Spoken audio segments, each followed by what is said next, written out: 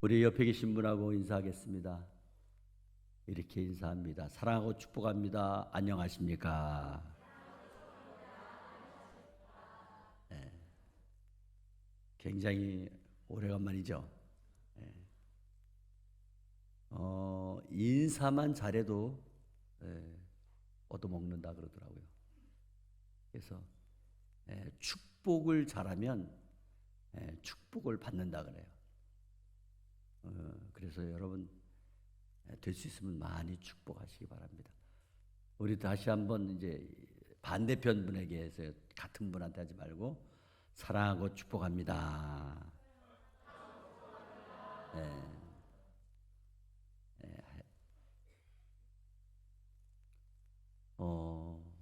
한 번 더 따라했으면 좋겠어요. 바른 신앙은 공격을 많이 받습니다. 시작. 바른 신앙은 공격을 많이 받습니다. 자, 오늘 봉독한 말씀을 가지고 고발을 당한 사도 바울, 이런 제목으로 함께 은혜를 나누겠습니다. 여러분, 우리는 행복이라는 말을 참 좋아하죠. 그 행복은 어떤 사람이 행복할까요? 물론 성경에서는 여러 가지로 우리에게 말씀을 하십니다. 그러나 행복에 대한 반응은 각기 다른 것 같아요.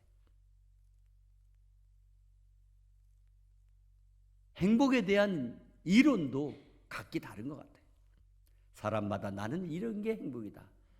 나는 이런 게 행복이라고 생각한다. 여러분, 제가 제 기준으로 행복을 말한다면 저는 자기 자리에 본분을 지키는 것이 가장 큰 행복이다. 어머니는 어머니 자리에서, 아버지는 아버지 자리에서, 성도는 성도의 자리에서, 목사는 목사의 자리에서, 선생님은 선생님의 자리에서 자기의 본분을 다하는 것, 그것이 진정한 행복이 아닌가.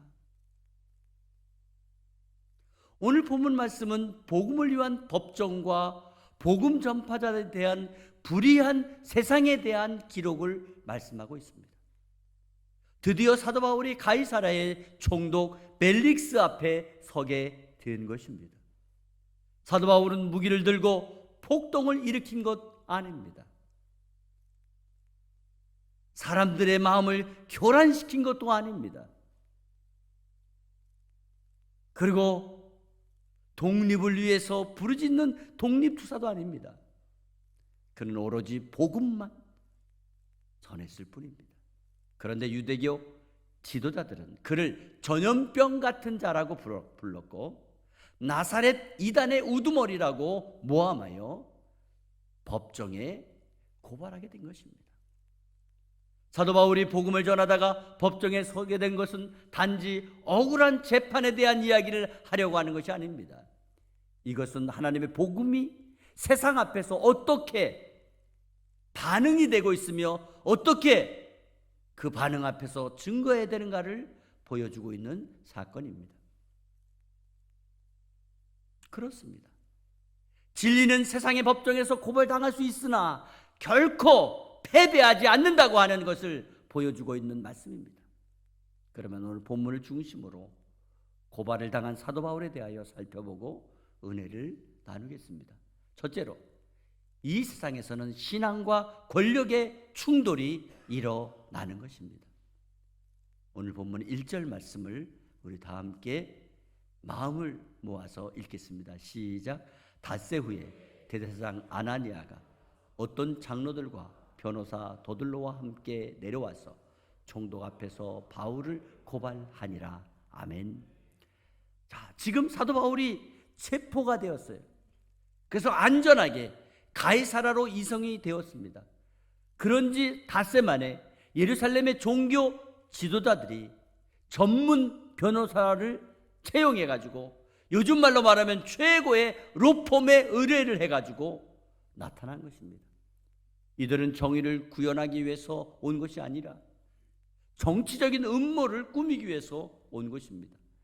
그들은 법과 질서를 지키기보다는 여론의 공격을 받게 하거나 또는 진리보다 이익을 선택하고 행동하고 있는 것입니다. 이처럼 이 세상은 종종 신앙을 죄로 뒤바꾸려고 할 때가 많습니다. 진리를 말하면 분열을 조장한다고 모함합니다. 정직을 말하면 불편하다고 비난을 하는 것입니다. 그러나 믿음의 성도는 일시적인 이 세상의 평가를 받는 것보다도 살아계신 하나님의 심판대를 바라보며 살아야 될 줄로 믿습니다. 한 번은 18세기 프랑스의 신앙인 장 칼라스가 자신의 아들이 개종을 했다는 오해를 받아서 가톨릭으로부터 배신자 살해 혐의로 억울하게 체포되었습니다. 그리고 사형을 당했습니다. 하지만 나중에 진실이 밝혀졌습니다. 안타깝게도 장 칼라스의 아들은 이미 순교를 당하고 만 뒤였습니다.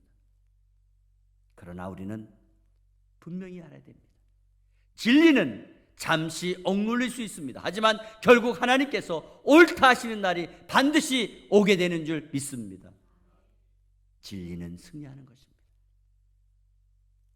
두 번째로 이 세상은 복음 전파자를 거짓의 언어로 고발한 것입니다. 오늘 본문 2절에서 8절 말씀을 우리 마음을 모아서 함께 합독하도록 하겠습니다. 시작. 바울을 부르매 더들로가 고발하여 이르되 벨릭스 각하여 우리가 당신을 힘입어 태평을 누리고 또 이 민족이 당신의 선견으로 말미암아 여러 가지로 개선된 것을 우리가 어느 모양으로나 어느 곳에서나 크게 감사하나이다. 당신을 더 괴롭게 아니하려 하여 우리가 대강 여짜옵나니 관용하여 들으시기를 원하나이다. 우리가 보니 이 사람은 전염병 같은 자라 천하에 흩어진 유대인을 다 소요하게 하는 자요 나사렛 이단의 우두머리라. 그가 또 성전을 더럽게 하려 함으로 우리가 잡아싸우니 당신이 친히 그를 신문하시면 우리가 고발하는 이 모든 일을 아실 수 있나이다 하니. 아멘. 자, 여기에 보시게 되면 변호사 더들로는 매우 화려한 언변으로 사도 바울을 벨릭스에게 고발하고 있습니다. 그는 총독 벨릭스를 지켜 세우며 이렇게 말하고 있습니다. 벨릭스가 가요 우리가 당신을 힘입어 태평을 누리고 또 이 민족이 당신의 선견으로 말미암아 여러 가지로 개선된 것을 우리가 어느 모양으로나 어느 곳에서나 크게 감사하나이다. 여러분, 이 말은 엄청난 아부를 하고 있다는 사실을 아십니까? 사실 그 당시 벨릭스는 로마 역사에서도 보면 가장 부패하고 가장 폭력적인 총독으로 악명이 높았습니다. 그런데 더들로의 하는 말은 진실이 아닌 거짓으로 아첨을 떨고 있다는 것입니다. 변호사 더들로는 권력자에게 잘 보이기 위해 진리를 왜곡하고 있다는 것입니다. 그가 사도 바울에게 고소한 내용은 세 가지입니다. 첫째는 전염병 같은 자다. 전염병 같은 자. 이 말은 사회를 혼란스럽게 하는 위험한 인물이라고 매도하고 있는 것입니다.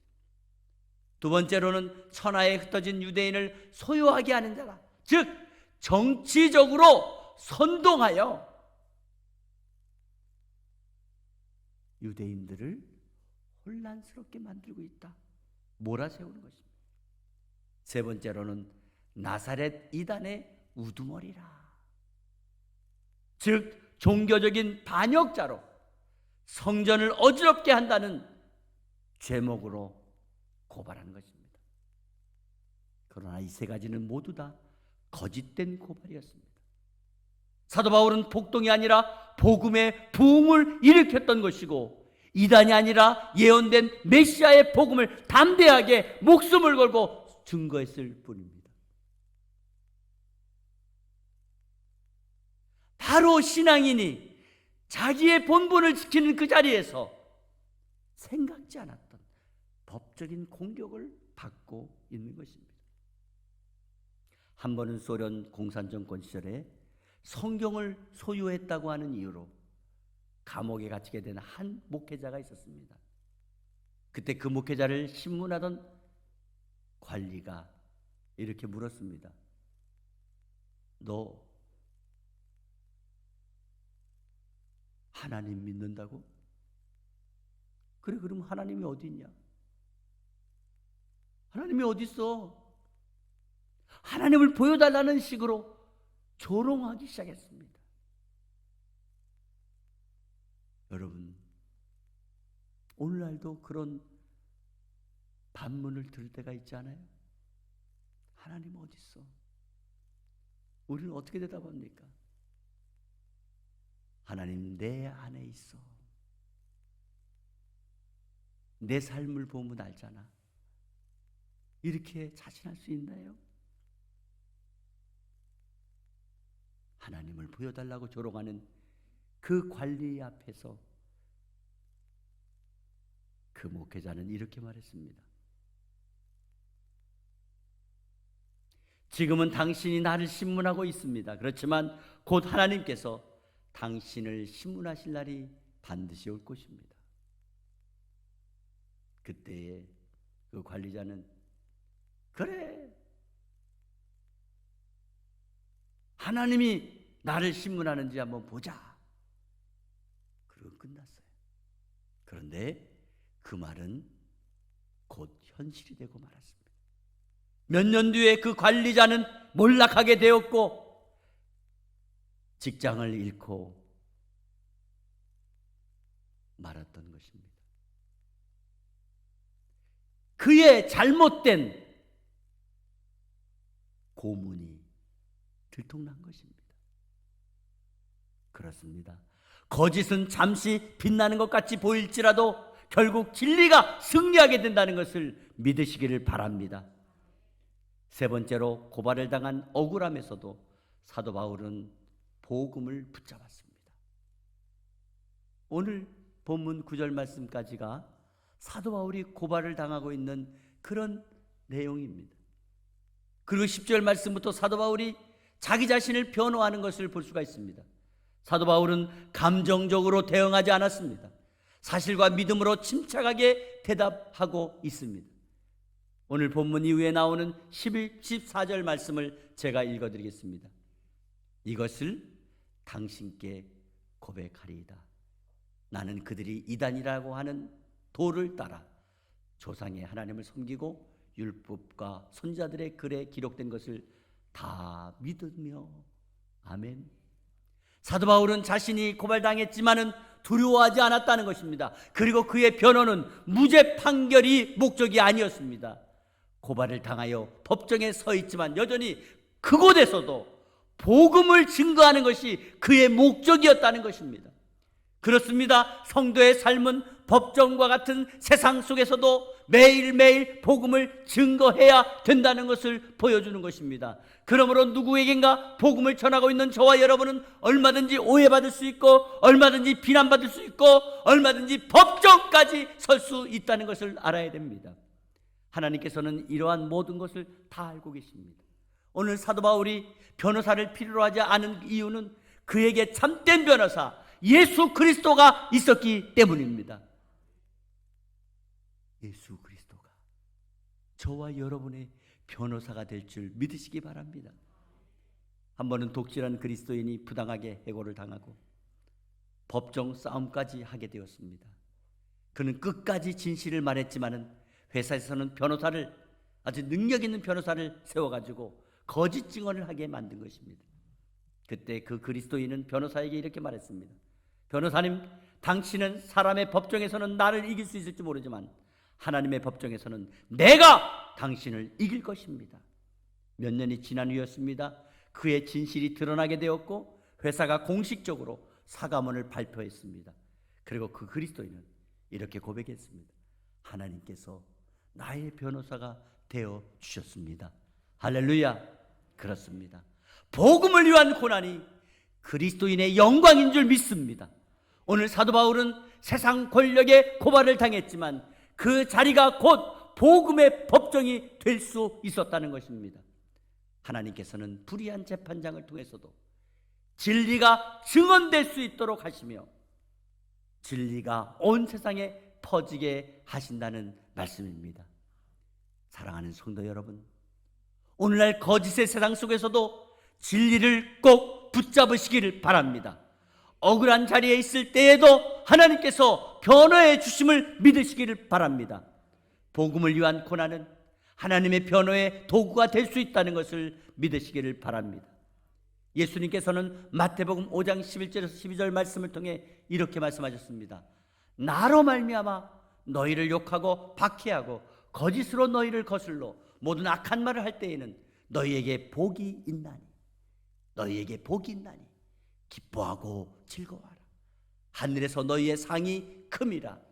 너희 전에 있던 선지자들도 이같이 박해하였느니라. 아멘. 그렇습니다.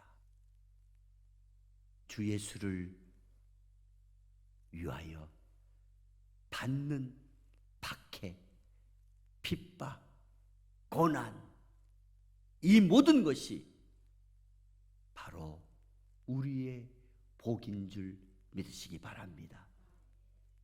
한 번은 영국 런던의 한 교회 지하에 죽도록 충성하라는 비문이 새겨져 있었습니다. 이 교회를 개척한 첫 번째 목사님이 세운 비문입니다.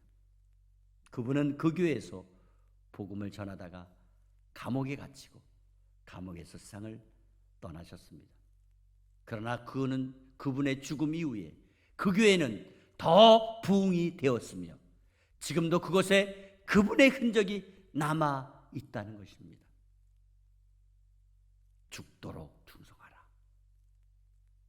그리고 그분에 대하여 이렇게 성도들은 말했습니다. 고발을 당한 한 사람의 신앙이 한 세대의 부흥을 가져왔습니다. 바로 사도 바울의 이야기입니다.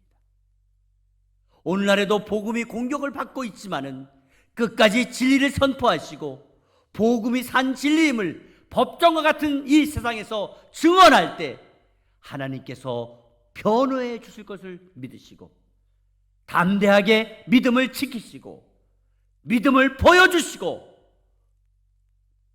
믿음을 증언하시는 사도 바울 같은 평강의 교회 성도들이 다 되시기를 주 예수 그리스도의 이름으로 축원합니다. 축원합니다. 거룩하시고 사랑이 많으신 하나님 아버지 감사드립니다. 영원히 죽을 수밖에 없는 우리를 예수 그리스도의 피값으로 구원하여 주시고 이 땅에서부터 행복을 연습할 수 있게 하심을 감사합니다. 하나님, 우리는 이 땅의 삶이 끝이 아니라 영원한 생명을 보장받았습니다. 아버지, 복음은 산 진리입니다. 그러므로 법정과 같은 세상에서 복음을 증언할 수 있도록 도와주시고 하나님의 변호를 받게 도와주옵소서. 담대하게 믿음을 지키게 하시고 담대하게 믿음을 보여주게 하시고 담대하게 믿음을 증언하게 하여 주셔서 사도 바울처럼 하나님이 변호를 받아 승리하는 성도들이 되게 하여 주시옵소서. 아버지, 우리의 믿음이 헛되지 않은 것을 우리가